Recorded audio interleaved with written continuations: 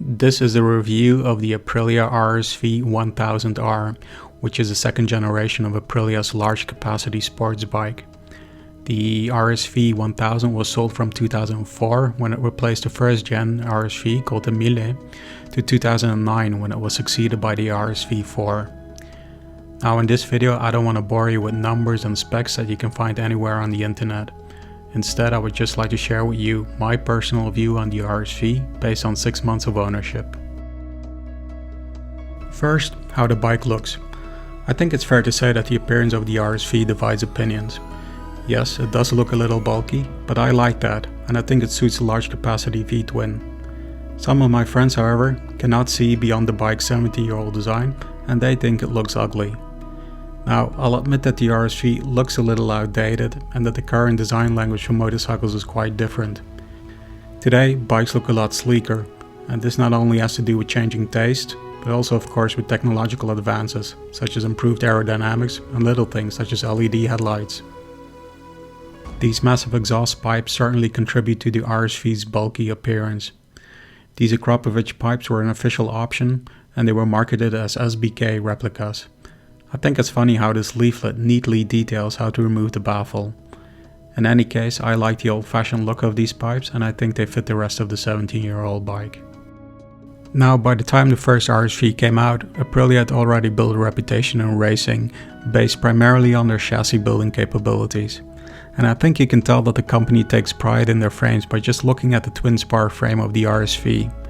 I think it looks phenomenal, and I love how the different angled surfaces transform an ordinary box section frame into something special. The so-called double banana swing arm also expresses the same Italian flair for design.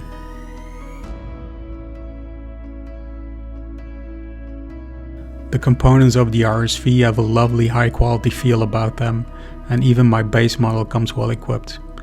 Materials have a nice premium finish, and I love how components are color coordinated.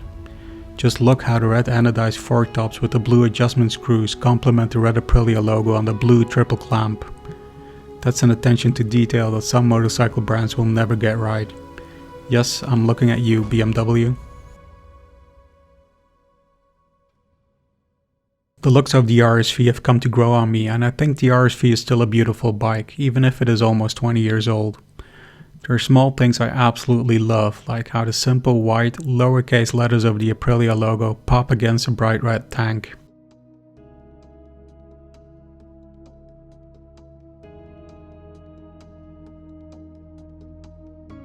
The RSV has roomy ergonomics. For example, it's a far reach over the large tank to the clip-ons. The distance between the seat and the clip-ons also make it one of the few sports bikes that are suited for taller or larger riders. If an R6 or a Daytona make you feel like an elephant riding a bicycle, perhaps you should consider the RSV. Because the bike not only looks bulky, it also feels bulky, and when you ride it, you're constantly reminded that there is a lot of motorcycle under you. Now, despite being quite roomy, it's still an Italian sports bike, so be prepared for a body position that is quite racy. The foot pegs are positioned quite high, and some RSV owners complain about wrist or back pain from being hunched over, but I don't have that problem. How does it ride? Well, around town the RSV can be a little cumbersome. The bike can feel a little heavy, especially at slow speeds. Also, there's a lot of resistance on the lever for the hydraulic clutch. So in stop and go traffic, pulling in the clutch lever can become quite a nuisance. The RSV has a gearbox that is rock solid, but hitting neutral is more a matter of luck than of skill. There's no point in looking for neutral at a red light because you will never find it before the light turns green. You can slightly increase your chances by going down from second gear into neutral instead of going up from first gear. As cumbersome as the bike may be around town, the more lively it feels when you ride it hard. The RSV really comes alive when you push its limits, say on a track. That's when you're reminded of what this bike was designed to do. Like I said before, Aprilia is renowned for making bikes that handle very well, and this becomes very clear when you take the RSV to a track. Through corners, the bike feels like it's on rails. It gives you the confidence to just put it at a certain lean angle and it will stay there throughout the corner. The bike really comes alive when it is ridden hard, but that doesn't mean it turns fast. The RSV is not a flickable bike. It is actually very slow to transition from one side to the other, which means that going through chicanes, for example, will take a little effort. The engine in the RSV was developed by Rotax, and they did an excellent job. The engine delivers a lot of torque, but at the same time feels very smooth, especially for a big V-twin. I'm always amazed at how fast the engine goes through the rev range. It also sounds good, and when you remove the baffle you will soon get addicted to the pops and bangs it produces on the overrun.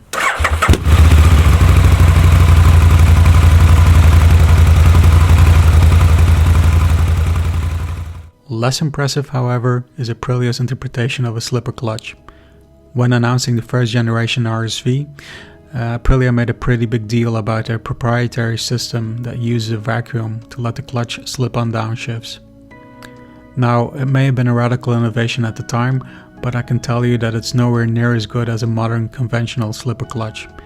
So if you happen to dump the clutch too fast on the RSV, you can still expect some wheel hop. So how reliable is the RSV? Well, the second generation RSV more or less took the engine unchanged from the first gen, which happened to be Aprilia's first big bike. Before the RSV, Aprilia's experience was mainly in building small displacement, two-stroke engines developed with racing in mind. So when they came up with the idea for a large capacity V-twin meant for mass production, Aprilia sought the expertise of Rotax. Rotax is an Austrian engineering firm that also builds engines for small airplanes, so these people should know a thing or two about reliability. On paper then, the RSV almost sounds like the golden ticket. A sports bike with a chassis built by Aprilia, a company rooted in racing, and powered by an engine built by Rotax, who are experts in reliability. So in theory, the RSV should come very close to being the perfect sports bike, right? Well, not exactly. One of the biggest flaws of the RSV is its electrical system, and mainly the stator. The RSV is known to have a charging issue where the stator will start to generate too much electricity and will start to burn itself and also the regulator rectifier, which will then potentially destroy your battery. On a second generation RSV, it's almost inevitable that the stator will fail, it's just a matter of when. A lot seems to depend on how much or how hard you ride your bike. If you're very gentle with the bike and if you're very lucky, you might last 20,000 miles with the original stator. But there are also people who've taken their RSV to the track and who've had to replace their stator every 4 or 5 track days. That's how prone to failure this component is. Now, a burnt stator or a burnt rectifier is not a rarity, especially not with bikes that are ridden hard, but still the frequency with which these parts fail on a second gen RSV indicate that the bike's electrical system is fundamentally flawed. Unfortunately, the cause of the problem is not very clear. Some suggest that the flywheel is too heavy, others think that the stator doesn't get enough cooling from the engine oil, and still others think that a faulty connector is the culprit. Many solutions to this problem have been proposed, from replacing the OEM part with a newer type of aftermarket stator to a very convoluted modification which involves an oil jet cooling the stator. These solutions have varying degrees of success, but there seems to be no definitive answer to the problem. Your best bet seems to be the fix that Aprilia themselves proposed when the bikes were still under warranty, and that solution requires replacing the original 500 watt stator with the 370 watt stator that Aprilia used in the very last production bikes, starting from 2008. In any case, this is an expensive fix and the OEM replacement parts are getting scarce. The last time I checked, one of these original Aprilia stators cost 1,300 euros, and that's almost 10 times the price of a generic aftermarket stator. And that's just the cost of the replacement part. To this you would still have to add the cost for a new regulator rectifier, a new battery, possibly also some wires and connectors, a gasket, fresh engine oil, an oil filter, and of course also the labor cost to do all the work. The charging issue isn't helped by the fact that the regulator rectifier has been tucked away behind the fairing, where it hardly gets any airflow to cool it down. And the RSV has more of such questionable design decisions, and some of these are actually quite funny. My bike, for example, the horn button on the left clip-on will touch the tank on full lock and the horn will sound. Now this can be easily fixed, but I've kept it like that just because I find it so amusing. Another thing is that the side stand is poorly designed and will sometimes cause the bike to fall over. Another interesting fact is that disconnecting the battery for a length of time will reset the odometer. This is why most second-hand RSVs are low mileage examples. In other words, it is more likely that the mileage on an RSV will reflect the last time the stator, or at least the battery, was replaced, rather than that it will reflect the total distance the bike has covered. Another flaw is that the rear brake is almost non-existent, and this has to do with the design and the placement of the master cylinder. A smaller issue, and perhaps something that we can reasonably expect from a bike of a certain age, is that rubber hoses and seals will start to leak. Not really an issue, but something to take note of nonetheless is the fact that the RSV's engine uses a dry sump system for lubrication. Now, this is neither good nor bad in itself, just something to take into consideration. To conclude my review of the RSV, I would just like to weigh the bike's positives against its negatives. First, I think the second generation RSV is a bike with a lot of character and panache. On the other hand, some might say the RSV looks a little outdated. It is also a very substantial bike with roomy ergonomics that will suit a larger or a taller rider. On the other hand, some smaller riders and perhaps also female riders might feel a little intimidated by its bulkiness.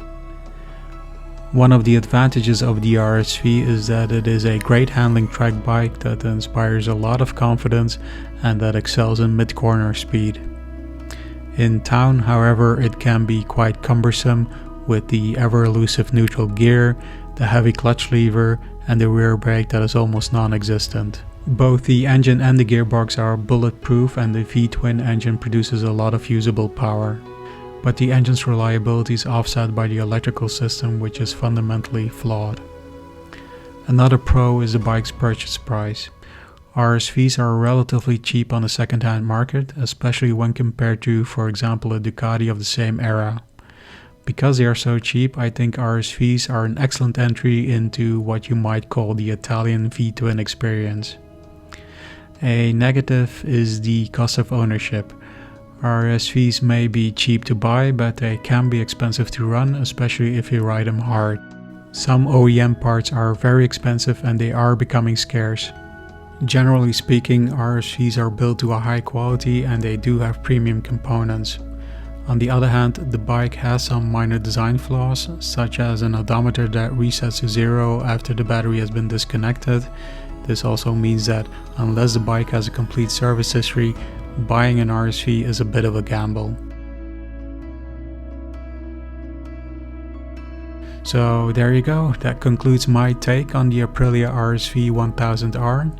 Do you own an RSV or are you thinking of buying one? Let us know in the comment section, and if you like this video, please consider subscribing to our channel.